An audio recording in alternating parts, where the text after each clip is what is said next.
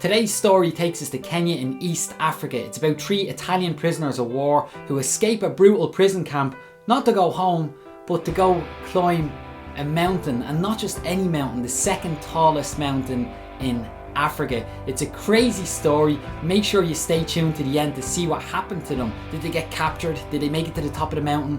Were they eaten by lion? Let's take a look.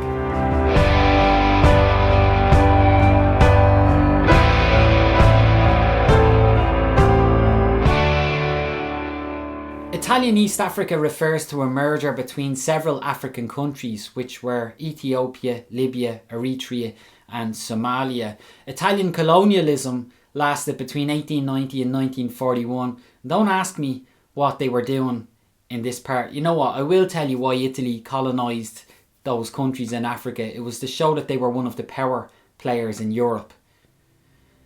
Anyway, Kenya sits on the border of what was Italian East Africa, and Kenya was a British colony around that time. Italy had up to 250,000 troops in Africa, and the Brits had just 3,000 troops protecting their colonial states. So you can imagine there was always a tension and concern that Italy might attack.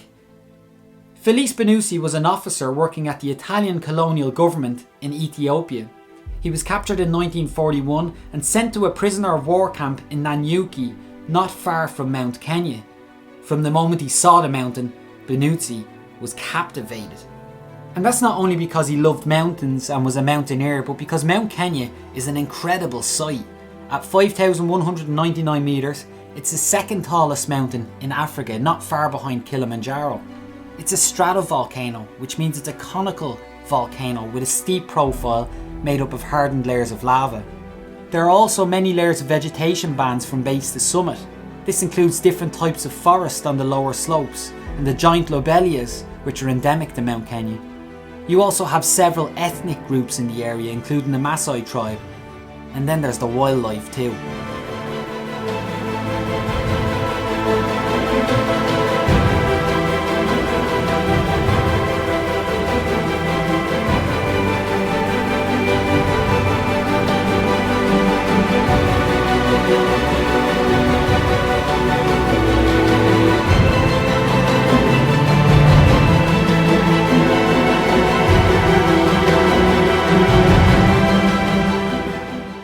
After 1 year behind bars, Felice Benuzzi longed to be free. He wanted to take life back into his own hands. But Mozambique, which was the closest neutral country, was very far away, and he knew that if he was to escape from the prison camp, he wouldn't pass for a British officer, and he would also be detected fairly quickly in the middle of East Africa, being a lone white man travelling through East Africa.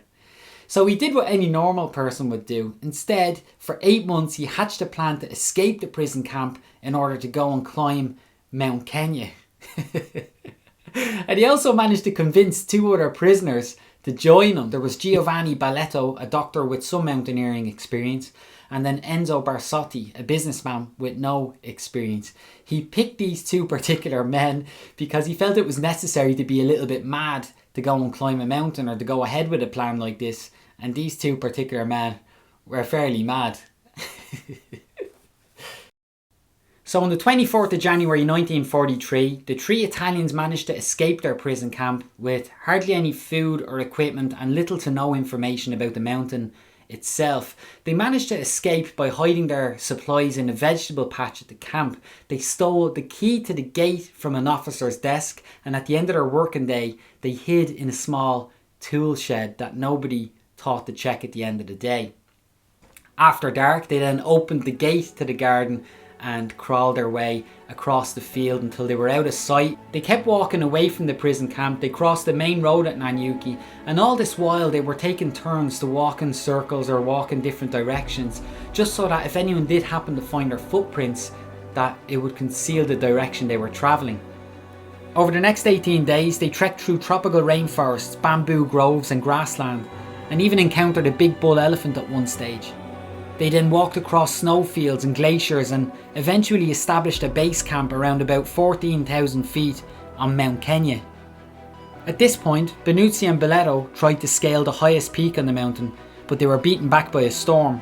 They then attempted Point Lanana, the third highest peak, and they reached the summit where they planted the Italian flag on top and left a little bottle of brandy with their names on a note inside it.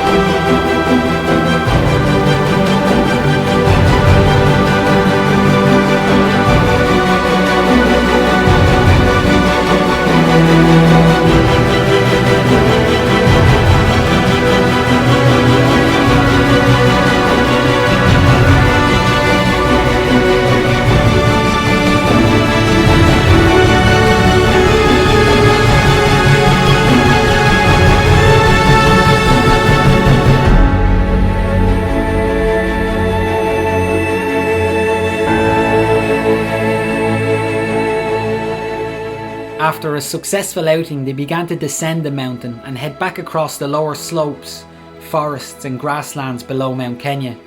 On day 18, they reached the main road again and literally crawled their way back to the perimeter of the vegetable patch.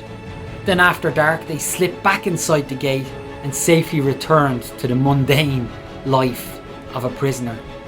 Amazingly, nobody even knew they had gone. And in case you might be asking yourself, why did they even return? Well, they had always intended on returning to camp. They even left a note for the commandant to say so. They literally did break out of the prison camp just to go climb a mountain. I don't know about you, but I think it says a lot when soldiers are more interested in nature or these type of adventures than they are with the active war. And I also think this story highlights in some way how great perspective can be found in isolation, and also great solace and comfort can be found in nature and in the great outdoors. Silvia Benuzzi, the daughter of Felice Benuzzi, said that her father had always suffered a sense of restlessness. He'd always wanted to go travel and to go explore since a very young age. As a boy, he dreamt of sailing around the world but was rejected by the Italian Navy. He then turned to mountaineering in his quest for adventure and spent his youth in the Julian Alps with his father. And it was the fundamentals of mountaineering that taught him about life, and in his own words, this taught him about the inner walk to freedom and consciousness. And so when Felice Benuzzi first laid eyes on Mount Kenya, he not only saw adventure, but given his circumstances, for the first time in a very long time, he saw purpose in his life. Silvia Benuzzi also said that the reason the men decided to climb Mount Kenya was to regain a sense of freedom and to regain a sense of dignity.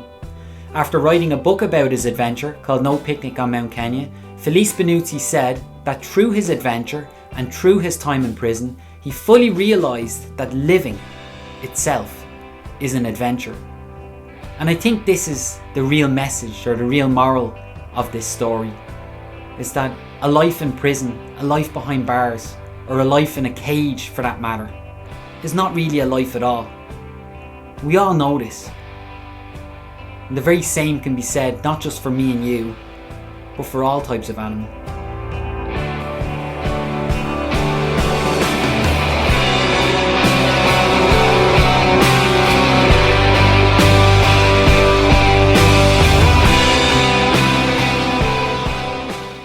Thank you so much for watching me, old flower. If you haven't liked this video already, please help me and help my channel by liking this video just now. And thank you so much to everyone for all the love, support and encouragement that I've been receiving in the comments. It's amazing to read all your comments. I love hearing from you, and I love hearing your thoughts on these stories or any other stories that you think I should cover. And that's actually why I have a competition every week. I give away one of these beanies by Out There to one of you guys, and all you got to do to enter the competition is leave a comment down below.